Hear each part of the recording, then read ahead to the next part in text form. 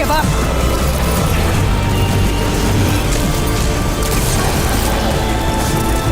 The layout is down!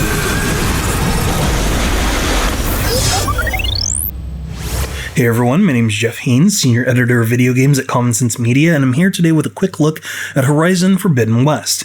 It's a game that came out on February 18th, 2022 for the PlayStation 4 and PlayStation 5, and what we've managed to do today is capture some of the sequences or some of the gameplay aspects of the game itself. We decided to shy away from spoiling any of the story elements or plot points of this game because it's a massive, sweeping epic that's a true sequel to 2017's Horizon Zero Dawn, and it's something that you and your family should definitely explore. In fact, we decided to give it a common sense seal for teens.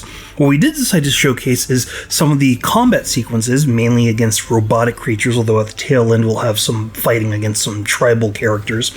And we've also tried to cut out a lot of the language concerns that might actually exist within the game. But if you have any concerns or questions about the content in Horizon Forbidden West or any other piece of media, make sure you check out our website, commonsensemedia.org, where we'll have a full breakdown of it and all other kinds of media that you might be interested in. So what is Horizon Forbidden West? Well, like I said, it's a sequel to Horizon Zero Dawn, but it basically takes up almost immediately after the events of that first game, with Aloy, the protagonist, searching for an actual solution to the problems of the first game. What she's discovered is that even all of the fights that she had against the robotic creatures that she was going up against, the attempt to try to fix the world with all of the artificial intelligence situations and scenarios that were going on just simply weren't happening. And so she goes on this massive quest to actually get answers. Now, one of the things that Horizon Zero Dawn and Horizon Forbidden West is known for is the combat against these robotic creatures that seem to have basically taken over much of the life on the planet. As you can see right here, Aloy is fighting off a burrower, and one of the key things about Horizon as a series is the fact that you frequently have to strip off or knock off the elements of some of the robotic enemies to use to build and enhance your armor, your gear, your weaponry. In fact, targeting these specific points on a creature managed to give you a lot more items that you can use rather than just taking a creature down in the midst of combat. We'll show you a little bit of that in a few scenes. But one of the other things, of course, is you're going to need to gather items like pieces of wood from the environment so that you can craft arrows. You also have to pick and choose whether you want to directly confront an enemy or, in some cases, sneak into the bushes like you see right here, where Aloy can use her focus to scan the environment, see what happens to be around, as she just detected a charger right there, which is a completely new creature to her, and figure out what the best way of attacking these creatures happens to be. As you can see, some of the glowing aspects on these creatures happen to be weak points, things that she can exploit by specifically targeting those areas, thereby weakening their attack against her, but also giving her some of these items that she can then use either in town, at certain bases or shelters or workbenches to craft and create new items. Now, as you can see, she can also mark some of the robotic creatures as well to pick out and decide exactly which target she wants to choose to attack. There's quite a lot of them in this little valley, so one of the ideas that we have is really kind of to pick and choose whether we're going to go for the frontal approach or have a more stealthy approach. As you can see, crouching in the bushes makes it a little bit easier in these reads, makes it easier for us to see exactly how we can best approach the situation. We don't want to alert this burrower who's scanning actively for any possible threats, but we also want to try to thin these herds out of robotic creatures, because a lot of times the robots will swarm you, especially if they wind up getting alerted to your presence. They'll come at you from all sides. The chargers in particular will specifically get a head of steam and run at you with the big ram's horns on their forehead. So sometimes we can actually stealthily take them out if they're not aware of us as we're hiding in the bushes, making it a lot easier for us to eliminate that particular threat and find a new way around. But it also gives us the ability to see how we can migrate and move around this space. One of the things about Horizon Forbidden West is it really capitalizes on the franchise's large open world scenario where you have the flexibility to choose what you want to do at any point in time. You also, in this case, have the option, thanks to Aloy's abilities, to convert some of these creatures over to your side. In this situation, we converted a charger by using her staff to then bring it into our fold, and we can call it at any point in time as we wish. Now, what you can see right here is a little bit of a breakdown of some of the creatures that you'll go up against. And in fact, right here, you see this fire fanghorn. It's kind of a cross between like a deer that winds up spitting fire and has energy tanks on its back. Of course, those tanks happen to be very useful, not only for crafting certain weapons, but they're really, really important when it comes down to trading for other pieces of gear, or just also making it a lot easier for us to survive this encounter. So we can hide in the bushes and pick off these tanks one by one, as well as the antlers and some of the other items, making it much easier to prevent any charging, any fireballs that this thing spits at us, and then quickly running in and finishing it off.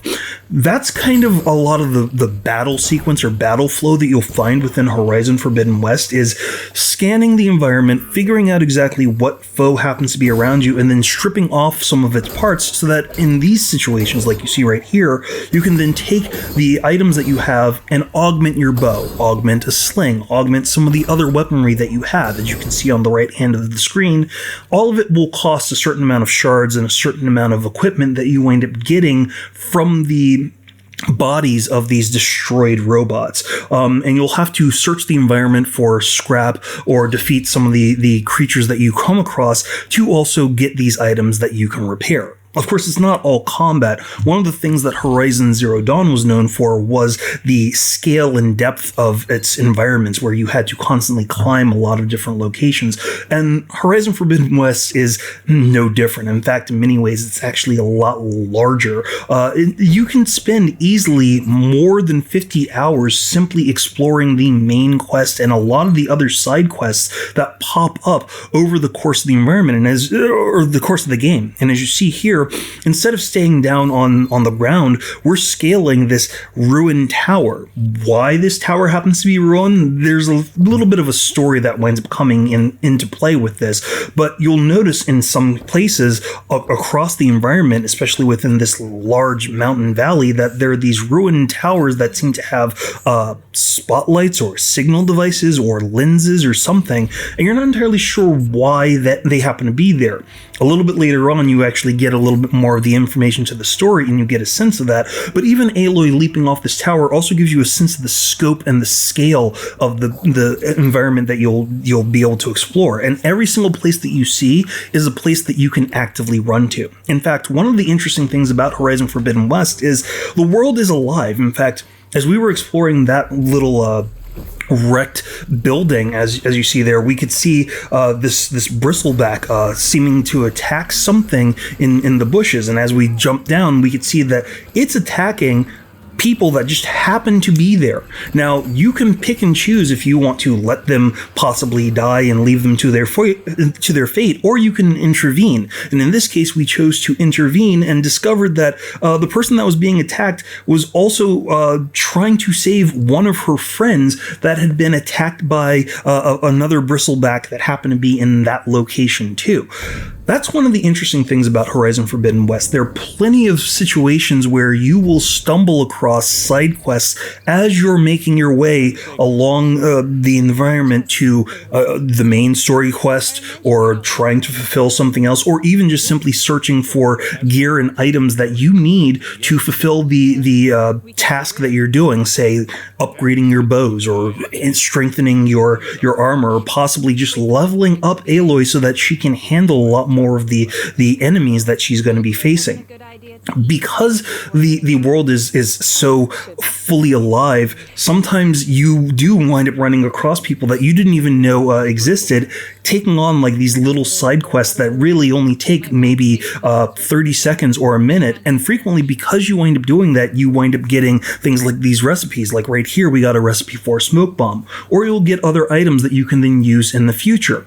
Sometimes, of course, you'll just find yourself in the middle of a battle. For instance, at this little section right here outside of a village, we find ourselves in the middle of a pitched battle between some of the guards outside of the village walls and these acid bristlebacks, and we decide to jump in and help them. Now, part of this is actually helping us fulfill a quest, but the other side of this is we're actively helping people survive against a lot of the denizens of this new apocalyptic wilderness, and we're not only getting some of the equipment from destroying these bristlebacks, but we're thinning out the herds that happen to be assaulting some of the towns in this location. It really winds up being one of those situations where you get a sense that you not only are contributing to how the world is developing, and you have an idea that your actions really do mean something, but in this situation, you're also getting a sense of one of the other aspects of the game, which is taking advantage of the elemental aspects of the gameplay. Every creature within the game, a lot of the mechanical creatures have elemental weaknesses. The acid bristlebacks, for instance, have these acid canisters on their backs, which if you target with your arrows just right, you can kind of trigger a explosive situation whereby those canisters rupture, and as you could see, some of them just kind of turn green as they get infected or splashed with acid. We're going to shift over to another situation as well, which kind of also highlights a lot more of the scaling. Sure, there's a lot more of the fighting here and there as you're going across a lot of these areas, but you're not always going to have a straightforward path in this game. In fact, sometimes you'll find yourself scaling a lot of locations similar to the signal light or the signal lens that we showed a little bit earlier, but sometimes you're doing it to help out different groups or choose to help people that happen to need Aloy's help or just anybody's help. In this situation, we're trying to help a tribe of settlers that have decided to set up camp in this one location that could very well be dangerous for them. And the main reason why is because they're actually somewhat worshipping or idolizing a robotic creature known as a stormbird that has crashed into, again, another tower. As you can see right here, the scale of this bird is massive. And of course, you saw a little bit of this at the beginning of this video, where you see some of these larger flying creatures. The scale of what you'll see, not only in the environment right here on screen, but also of the creatures that you'll have to fend off and fight against, is really, really breathtaking. And these are just some of the things that you'll have over this large scale fight. Now, we're going to be coming up on the tail end of this video, but one thing that I did want to showcase is that Forbidden West has a ton of things to showcase, whether it happens to be the board game that you wind up running into, some of the quests that you'll have to even engage in cooking abilities and getting food from some of the settlements. Right here, though, is an arena where you have the opportunity to get badges, which can also strengthen not only Aloy as for her skills, but also get you some definite upgrades. And right here, this is a timed challenge. So we're trying to knock off a couple of power cells from Scrounger robots and do it in a certain amount of time to get the best reward possible. Now, one of the things that we did is we triggered a Valor boost to increase Aloy's focus and also make her a little bit deadlier in trying to accomplish this goal. And as you can see, knocking off a lot of the parts on these chargers, these Scroungers, some of the burrowers is a lot easier because she has heightened focus, so her targeting is a lot easier.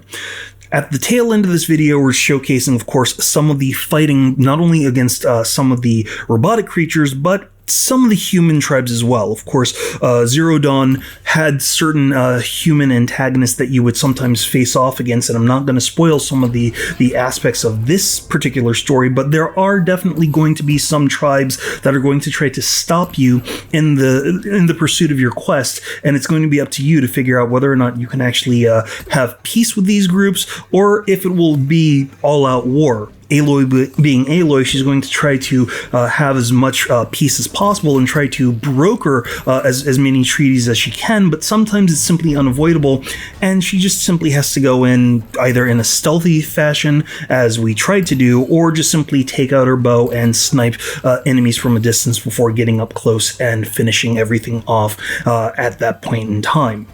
So that's a really quick look at Horizon Forbidden West. As I said, we were trying not to spoil any of the story because it's definitely something that you should check out. But if you have any questions about this particular game or you're interested in any other kinds of media, be sure to check out our full reviews over at commonsensemedia.org.